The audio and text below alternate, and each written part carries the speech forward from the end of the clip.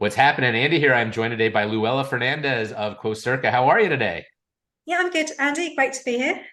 I wanted to chat with you. It's been a little while. We saw you recently at the Xerox event, was the last time I saw you back in, I think that was June. You were a keynote speaker at that event. Always a big presence. Whenever I see you at an event, I know it's a next level event, right? They're not going to bring you all the way over to some small little things. So hundreds of dealers got to hear you drop some information on the print industry and where things are going. And so just first, before we get into this, a little bit of background on you maybe and Quocirca, and just tell us a bit about, where you started and how you got to where you are now. Yeah, no, it's it was that was the last time we caught up. But yeah, it's good timing because I believe I set my company up about November. It was November 2006, so 17 years now that I've been running the Quocirca print practice. And prior to that, I worked at Canon for 11 years. And prior to that, I was a research analyst. And I think we've been in the industry a similar amount of years, so over 30 years, which is quite scary. But so with Quocirca now, it's the business has grown quite significantly, and I'm very fortunate to have a really great team of analysts that help with the reports and copywriters and subject matter experts. So the business has been doing really well, particularly over the course of the pandemic when there was a big demand for research insights and so on. So so all good on that perspective. And that's really where we are with Quocirca at the moment. We're continuing to develop new thought leadership and research focused on all the areas, almost adjacent areas to print. So one of the objectives when I started Quocirca was really to focus on some of the technology background, that the technology impact on the print industry and digital disruption. So my background is software development. So I actually did a computer science degree. So my interest has always been around the technology rather than the speeds and feeds aspect of print. So yeah, that's my background and where I'm with Quocirca. So I'm looking forward to next year because we've got a lot of new research coming out, as I mentioned, and some new analysts actually coming on board as well. So it's interesting to me. Let's talk a little bit about this research, because I think that's one of the things that separates you from a lot of companies out there. We see the results of it. I run the results of it quite often. When you have something worth nice to share, and sometimes people get a little caught up in the results without thinking about how we got to those results. So these aren't arbitrary just acknowledgments that you make. These are, and we used to do research, and I know it's painstaking, but maybe tell us a little bit about the process. How do you get your results? On an average study, maybe, talk a little bit about how you contact people, how many people might be contacted, and who you're talking to. Yeah, a really good question. So, and I think it's a really good point that it is a big point of differentiation. We do run several primary research projects every year to support our findings. I think in 2023, we probably did about 2,500, 3,000 interviews with IT decision makers. So we work with panels to do that research, and it covers IT decision makers as well as office workers and knowledge workers as well. And that really is the kind of basis for a lot of our thought leadership. So we really understand the voice of the customer, understanding what the kind of intentions are around print and digital technology, but also it's not just about having that large base of IT decision makers. We also have to create the survey and the questionnaires, and that takes a lot of time and thought in terms of having an idea of what we want to achieve with those research projects. So that really is the foundation for a lot of the Quocirca research. So there's a very rigorous methodology that goes into that research projects. And we also complement that with our industry knowledge. As I said, I've been in the industry for 30 years, and also research from speaking to all the leading vendors. So as you know, I work with, and as you do, all the leading OEMs and ISVs in the market. So we get a really good understanding of their views of what's happening in the market, and we put it all together and we create a very in-depth research. So it's not a case of, just like you say, it's painstaking and it's very in-depth in terms of our analysis and our methodology. Well, it is painstaking and it's a lot of work. And I'm, a lazy copier rep by nature. And as soon as my dad step back. We got out of research. It is hard, and kudos to you for doing the legwork, and I love the results, right? I mean, everybody loves the results. It's research, and it's based on what's actually what's happening out there. Nice use of that, what's happening in your your little description there.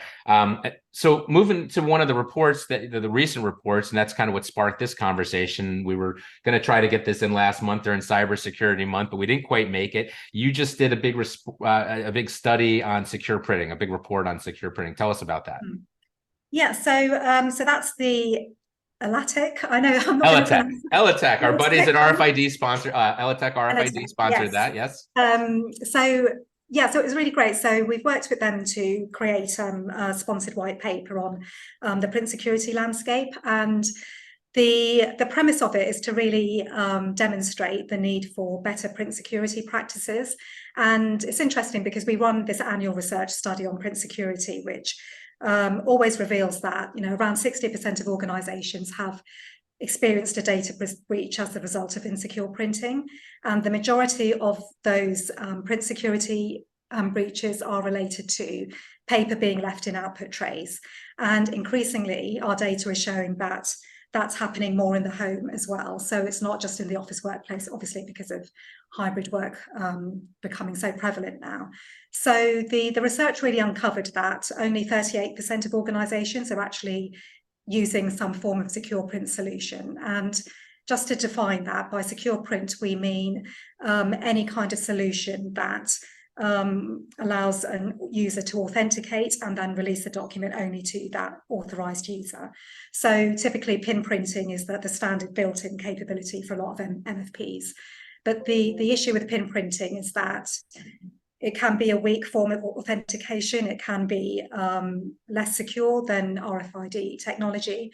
So the paper really gives an example of some of the weaknesses associated with that kind of basic pin printing and the reason to actually implement RFID-based secure printing. So it's a really interesting study because it talks about multi-layered security and how that really has to be the foundation of any print security exercise, in that you need to firstly secure the documents on the device, because typically with any security breach, there's always that human aspect, the human error, and you can't completely mitigate against documents being left on trains and in public places, but that's really one way of actually ensuring that those documents are only released to authorized users. So yeah, it's a really interesting report. We've had almost 1,000 downloads of that already, because it is a free to view report. So if anyone wants to get that report, then they can go to our website and download that as a complimentary version. Well, so I'm going to put a link in the description of this interview, and people can download that report. One of the things I like about your model is that you typically get the report sponsored up front, and then you publish either the full report or at the very least a pretty nice executive summary, which is great. And all you ask is that if people are going to use this content, then they either cite you properly or pay the royalty fees if there are any. So we'll make this available. We did make it available in some ELATIC content we put out there earlier referencing this study. That's kind of what led to this. So the hybrid model that we're all kind of dealing with now, and the argument is going to go on forever. How long will it be here? Well, it's 3 years in, it's still here. It's going to go on forever, right? I mean, there will always be people who are going to work hybrid. There's going to be some people who go back to work. But the vulnerability that we have out there as an industry, when people went home, and now you're a do-it-yourselfer at home, and you're going to connect to your own Wi-Fi, you're going to print to your own printer. It wasn't set up by IT. It wasn't set up in a secure manner, right? And so you don't, when you bring that laptop back to work, who knows what it's been exposed to. So this report kind of talks about, the hybrid workforce and just some of the opportunities around it. So ELATIC's solution really is these card readers, right? And so the idea is you walk up with your badge, with your card. You could set up these printers at the office and then bring them home and attach them. Now the security is already built in. You've got the readers. What other kinds of things do you think secure printing when we look at the remote workforce or the hybrid workforce, what other is this something that office equipment dealers can capitalize on? Is this something people need to be worried about, or is this an opportunity, or is this something we all need to be concerned about? Yeah, that's a really good point, actually. You mentioned, because I wanted to add that with the ELATech technology, one of the real benefits is the convenience of using that card, the smart card that employees may be using to for their door entry and just general sort of usage within their organization. And I think that's the convenience aspect, and it's much more secure than the weaker passwords, as I mentioned. And I think that's potentially for resellers and dealers, that's something that they can position as a way of overcoming the concerns around print security, because I often get asked by channel partners, around print security, or how can we sell it? How can we position it? And, I think, the cybersecurity industry is, one of the biggest industries in the IT sector. And it's all about positioning better outcomes for your customers. So how do you help them ensure that they're mitigating risk, reducing the potential of those security breaches, because ultimately just one data loss can lead to such huge data privacy implications, but also financial implications, legal repercussions, and brand reputation. And what we do see in our research is that smaller companies, if they have a data breach, they could be out of business in 6 months. It can have huge implications. So there are very simple ways to mitigate that with secure printing. But I think often in the SMB space, there's a perception that printing, is not as a higher priority in terms of security as other elements, like you mentioned, around laptops and the network. But actually, paper is probably one of the least secure mediums in any office environment. So it's really important that you protect that. And it's an opportunity for dealers and resellers and MPS partners to really look at how they can help their customers mitigate risk. Well, you're right. I mean, that piece of paper, that document that's just sitting in the printer because you sent it out and forgot to go get it. You wanted to finish up a couple other things. I've got a printer right here. I've got probably 10, 15 prints in there that I haven't picked up yet. Obviously, it's a different environment, but when your printer is out of sight and you're in your groove and you're getting a few things done, you forget about things sometimes. So the fact that it could just be sitting in that tray, that's a problem, right? And that's an end user.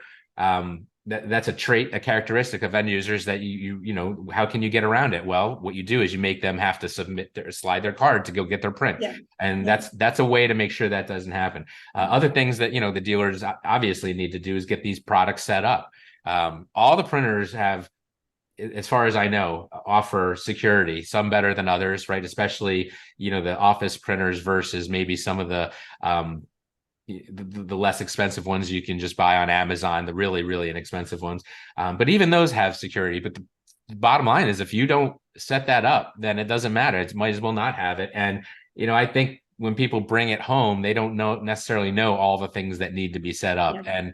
And, having an asset sit on your network that's not secure, well, it's just another possible way where people could get in. Is that where you're going to get hacked? Probably not, but possibly. If you're in an area that has a lot of open Wi-Fi, if you're in an area where a lot of people can see your Wi-Fi in a metropolitan area.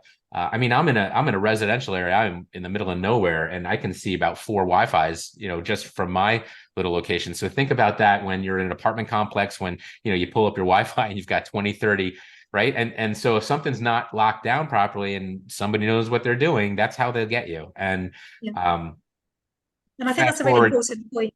It's not just the paper documents, which are, a potential source for a data breach, but it's the fact that the devices can be compromised and be an access point to the network. So what we see is that more organizations, especially the larger organizations, are either not allowing printing within the home environment, which is quite difficult to enforce, or they're monitoring those print jobs so they can actually see what's being printed, or you have sort of data loss protection or content security tools which actually prevent documents from being printed based on their classification. So I think there is an opportunity beyond the hardware to come up, with solutions and services, and actually for MPS providers to extend to become, those trusted partners around security. And it does mean having more IT expertise as well, beyond the print environment. And I think that's, you know, a challenge, but an opportunity as well for the channel.